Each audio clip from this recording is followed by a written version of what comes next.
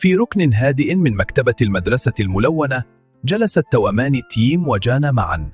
هذا الدرس سهل جدا، لا أفهم لماذا تجدين صعوبة فيه يا جنى؟ لست أجد صعوبة، القواعد مثل الأحجية، يجب وضع كل قطعة في مكانها الصحيح.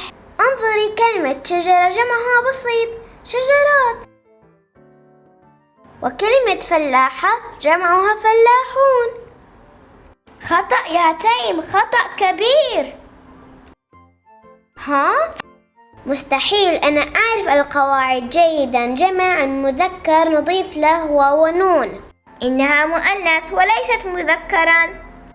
عندما نجمع المؤنث المنتهي بتاء مربوطة نحذف التاء ونضيف ألفا وتاء فتصبح فلاحات.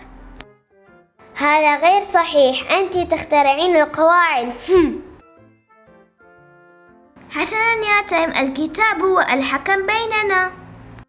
لجمع المؤنث السالم نحذف التاء المربوطة ونضيف ألفا وتاء. آسف يا جنى، لقد كنت على حق طوال الوقت. لا بأس يا توأمي، كلنا نخطأ لنتعلم. هيا يا تيم لنعطي بعض الأمثلة عن جمع المؤنث السالم.